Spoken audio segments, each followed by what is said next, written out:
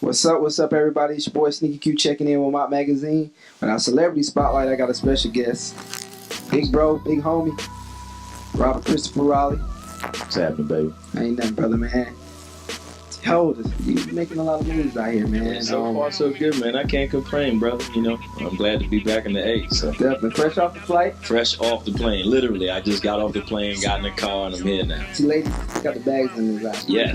We just woke up. Regular. Bags and all. We good. You know what I'm saying? I probably need to shake that. Don't even worry about it. Don't even worry about it, man. Well, look, we appreciate you how to do, man. I know it's been like a whirlwind. Yeah. With the Perfect Match just releasing last week. Yeah. You know, so I mean, what's the response you've been getting so far from the movie? Because I went and checked it out Saturday night.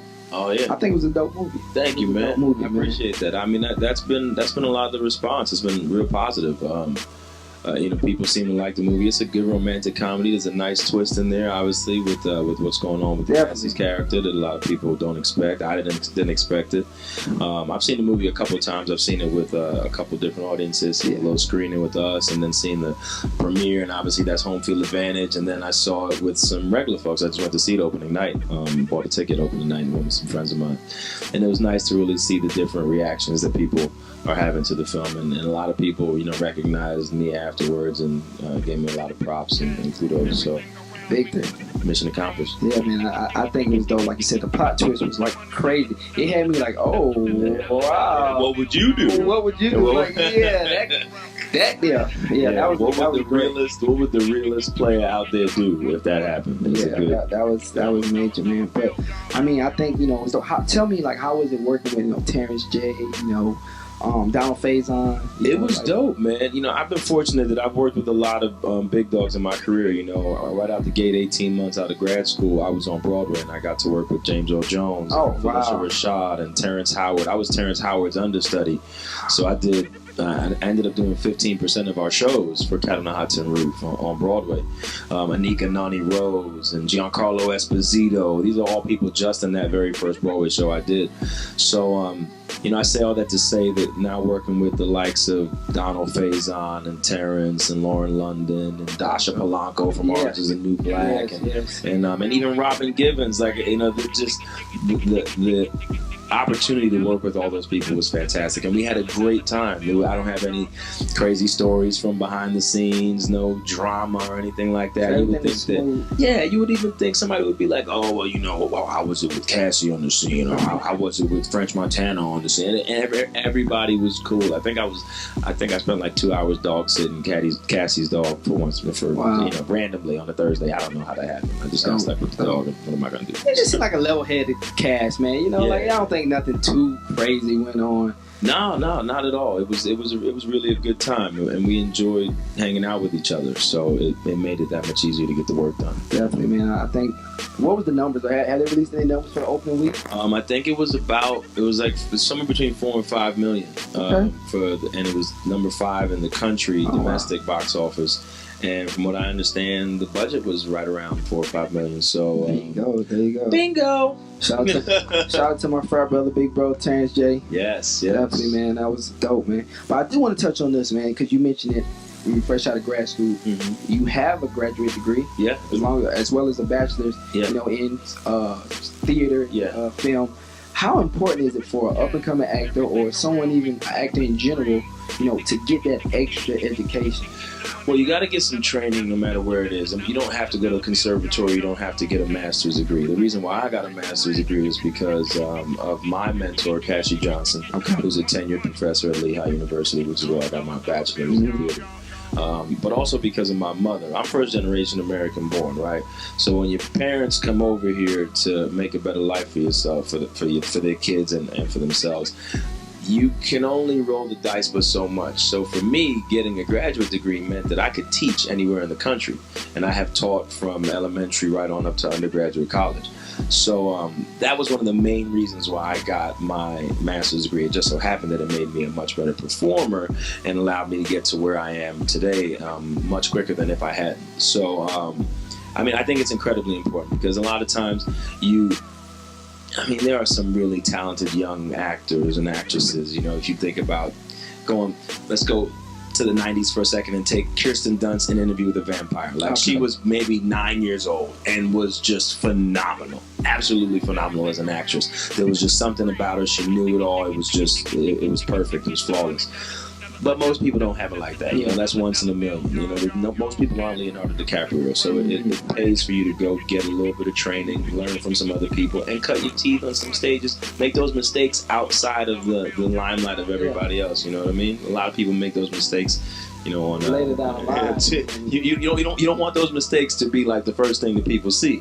You know, you put out that YouTube video or whatever it is too early, and next thing you know, people are like, well, you're not very good, and you don't ever get your career on. Yeah, exactly. Because some of those things, some of those different situations can kind of like level you for like, like I said, you get out there on like your first film and screw it up, and you didn't have the proper training. It probably would have helped you during that situation.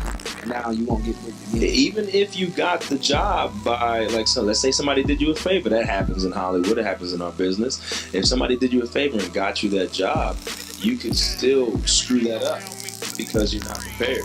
So you might as well go. I mean, I'm not saying don't look that gift horse in the mouth, but you should be able to at least tell the person, hey, look, I don't know, maybe I need an extra line coach on the side or acting coach there, whatever it is, because you know, so much goes into every production, and even a low budget production, like they would call Perfect Match a smaller budget film, or a low budget film. It costs $5 million. Like that's somebody's $5 million that they had to put together. So you don't want to mess those opportunities up for yourself and everybody else. That's what's up, man. I appreciate you. There you go. So all you up-and-coming actors, you know, make sure extra schooling will be beneficial. Go to class. And go to class by, like, that is taught by somebody who's actually good. Like, don't go to class with some credentials. Yeah, with some a resume, maybe something. Don't go to class like, you know, John, who also went to class 3 years ago and he didn't really work, so now he's a teacher. Like, that's not that John can't be good, but I don't even know who John is. This is a hypothetical person. I mean, if you're John and you're an acting teacher and somebody said you're bad, it's not me.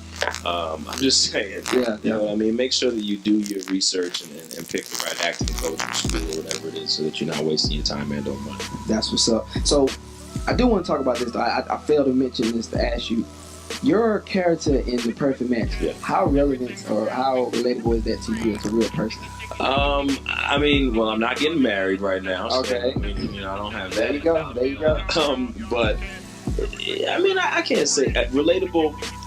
The best part that was relatable to me for that character was definitely his relationship with his buddies. Gotcha. That's exactly how I am with my friends. Gotcha. You know, a lot of my friends that saw the film were like, "That you weren't acting. That was just you being you." I felt like one of my boys was like, "I felt like we was in high school again." Definitely. So that was, you know, that was a lot of fun, and of course that was able to be done because of the relationship that manifested so quickly with Terrence and Donald and everyone else, but specifically those two guys who really hit it off and made it happen. Me and Donald passed each other in the street the other day in our cars, and he's screaming out the window, "Hey you! Aren't you in The Perfect Match?" And I'm like, "Yeah, buddy, you're funny as shit, man." And so things like that happen on a normal basis. So you know, that's what showed up in the film. But yeah, other than that, man, it's just me and my homies. Yeah, but like everything else was not. No, I mean, I think that Lauren's character is a little bit too pushy for me as a man. Yeah, definitely. It has nothing to do with her making more money than me, because that could happen in life, and you should be able to support whoever's making the most money. That's just how life works, especially nowadays. But you know, I'm not trying to get pushed around by nobody for no reason. Respect. But in contrast to your character in Hit the Floor, oh yeah, you're more that type of person, I can tell. Yeah. Day to day, I mean, there's a lot of things about Terrence that I appreciate. I appreciate playing, and I've said it before, but it has a lot to do with, you know, he's a distinguished black guy. Gotcha. And you don't really get distinguished African American men on television very much. It's not what we're known for. I mean, look, God bless Empire, right? But, you know, who really wants to hang out with Cookie Lyons in real life? Like, she's probably gonna embarrass you. You might end up in jail. Like, you know, it's like, that's True. Again, not like, don't watch Empire. That's not what I'm saying. It's just that there are other things that we can do. There are other positive. Yeah, there are other forms of us that are out there, and it's important to show all those different sides of brown people. So, yeah, I'm happy that we saw the viability and see the viability and profitability of Empire. But same thing goes for Hit the Floor, where we've got a bunch of leading ladies that are African American that aren't, acting like cookie lions for whatever that is. I'm not gonna put any adjective on it, but we all know what I'm talking about. So it's nice. It's nice to see that, and the same thing goes for Terrence. You know what I mean?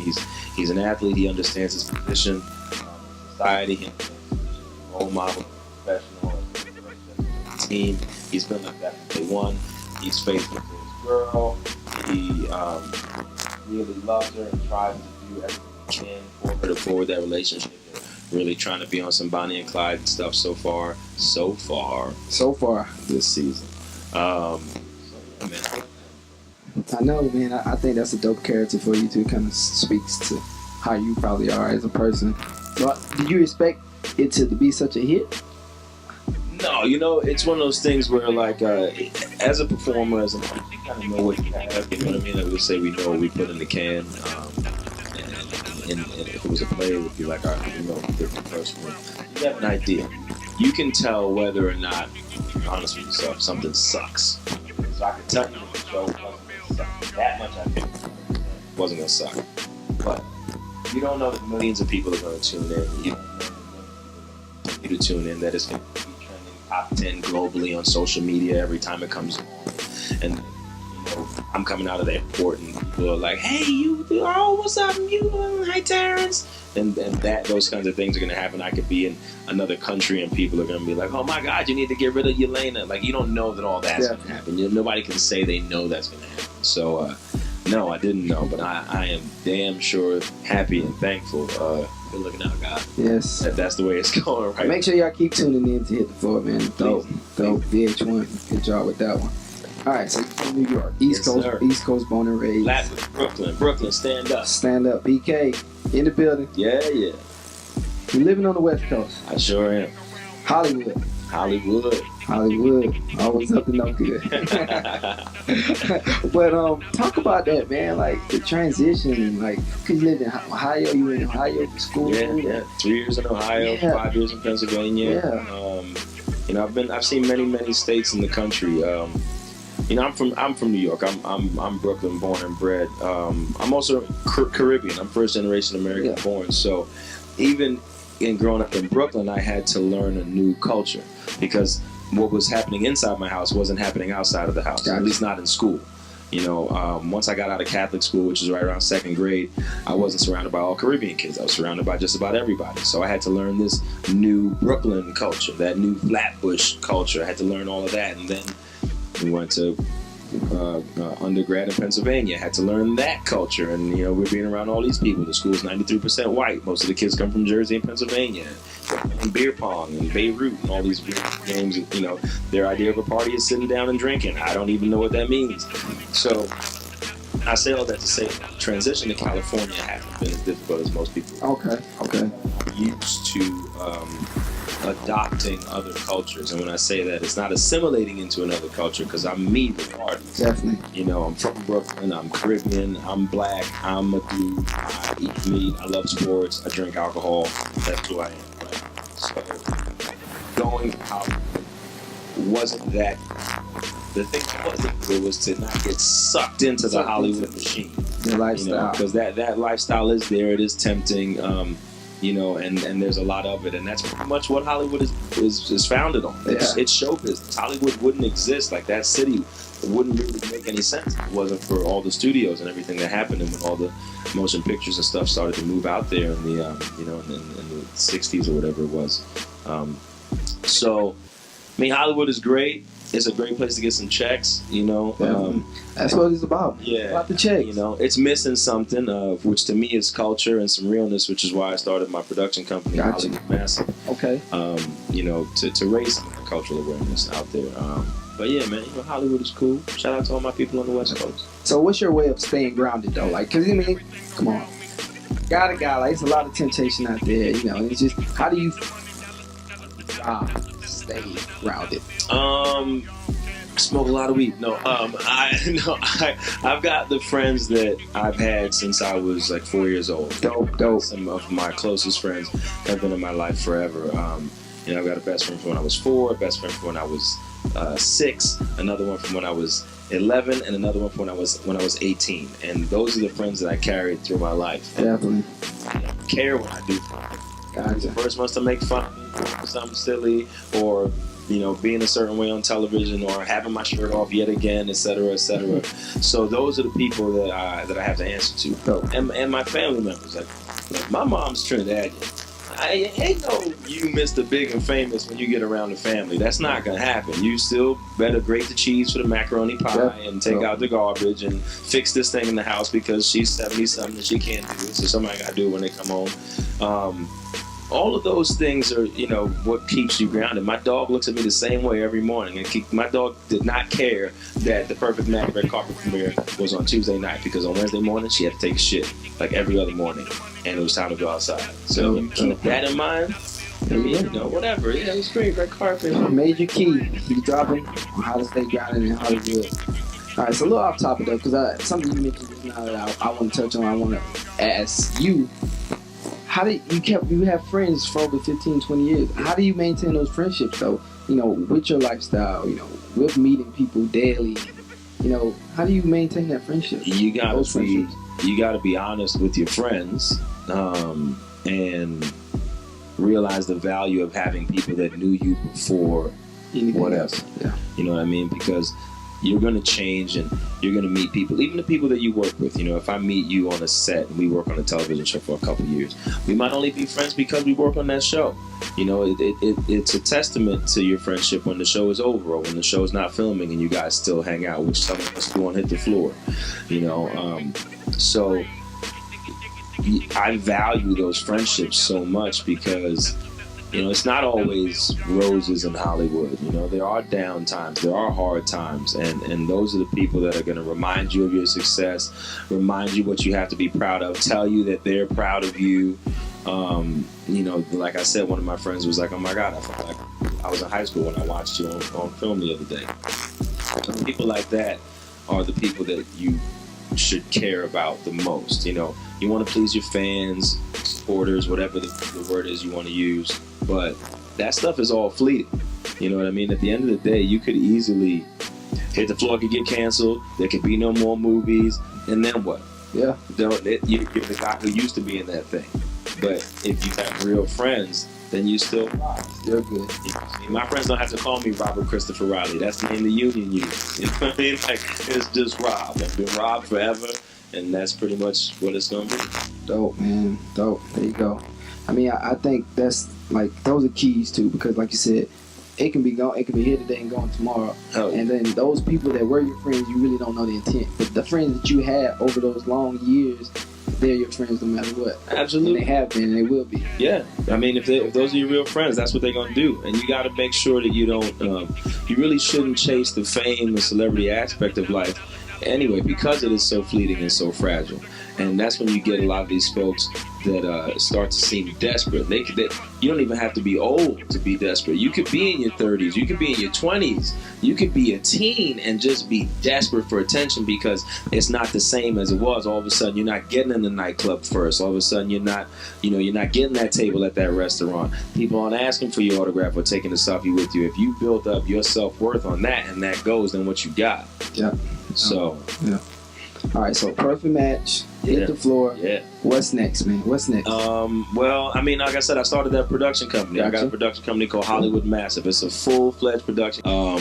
But it centers on raising cultural awareness, specifically about the Caribbean and cultures like it.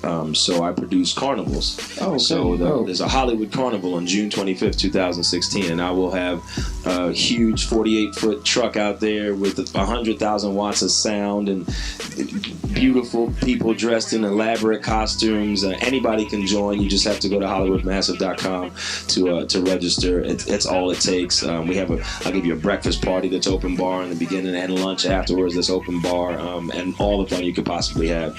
So that's one of the major things that's on the horizon for me. But I just got another job. I mean, that contract should be coming to my phone anytime soon.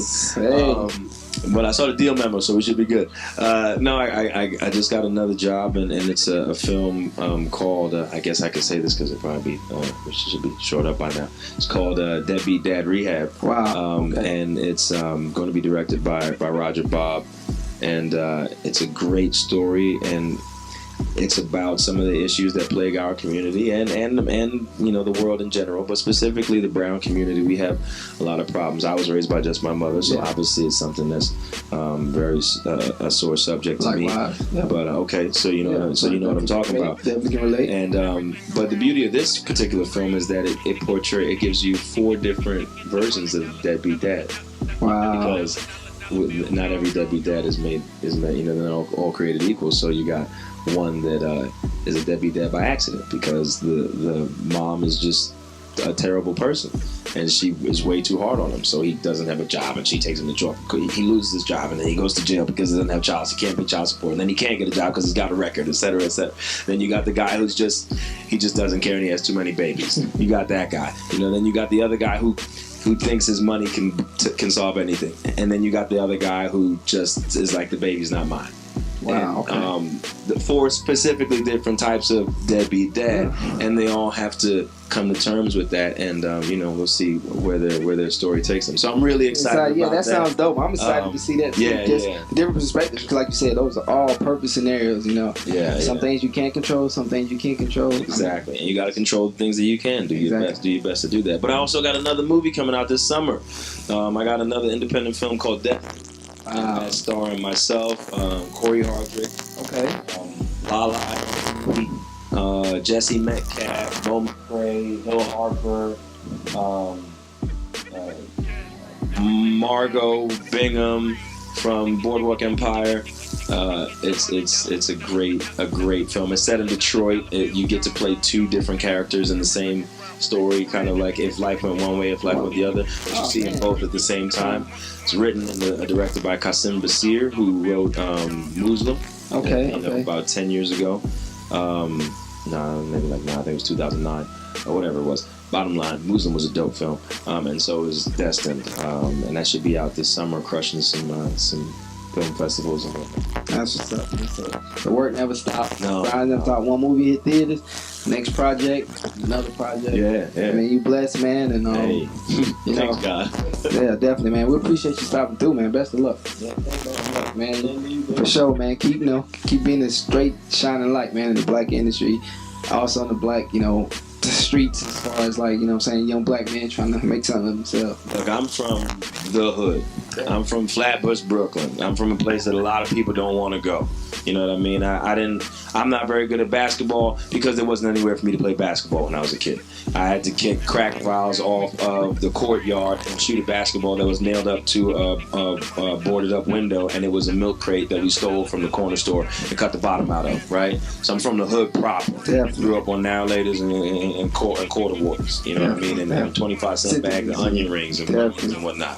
Like that's the... And the juices with the aluminum foil. Come on, man. The buck juices. That's what... There you go, man. So, for me, it's just like I'm doing with the Caribbean culture. You know, I do the same thing. I feel like I'm doing the same thing for kids from the city for the next... You know what I mean? Giving young men and women that can, in any way, shape, or form, relate to me, positive look at. You know, so it says you can do something that you can be an athlete, you can be a musician, you could be a doctor, you can go to corporate America, but you can do this. Definitely. You can do this in a way that isn't the way that, like, it's not reality television. It's not like, oh, I'm just starting and bopping and trying to make it that way, and maybe somebody's gonna put me on. Like, got degrees, was on Broadway, doing the television, doing the film, like the way that you hear about, that you think you can't do, you can do it. And that's why I'm out here, and that's why I'm off a plane talking to him, talking to you, so that hopefully you see this and go, you know what, I can do that. It's dope, man. That's dope. Like I said, just 2 degrees, man. and 2 degrees. Like, I mean, because sometimes, like, when I was reading and preparing for the interview, and I was like, you know, some people, once you get like a first gig, and you know, like, I mean, I'm good, you know. But you just took the initiative to keep going and get that master's degree, and like, I think that speaks volumes on you and the type of person, you know, your upbringing. Also, you know, the fact that you wanted to leave a positive impression on people behind you. At the end of the day, whenever my time is done, dude, you know, God, as long as people are like, yo, that dude tried his best. Like, he really did his best. Like, all things considered, he did his best. Once they can say that, I'm good. Definitely. You know what I mean? And hopefully a lot of people get to say that, and I can leave some type of impact on the world before I go. And hopefully, again, like I said, that ain't no time soon. Dope. Rob, man, appreciate you. Best of luck. Before you dip out, man, I want you to, you know, drop all your social media, you know, and everything. Yeah, I'm real easy to find. It's at Rob Riley NYC on Instagram, on Twitter, and of course Hollywood Massive on Instagram, and at We Want Mass with 1 S on Twitter. Holla at me. There you go, man. It's your boy Sneaky Q, Mop Magazine, big homie Rob Riley. Until next time, peace. Peace.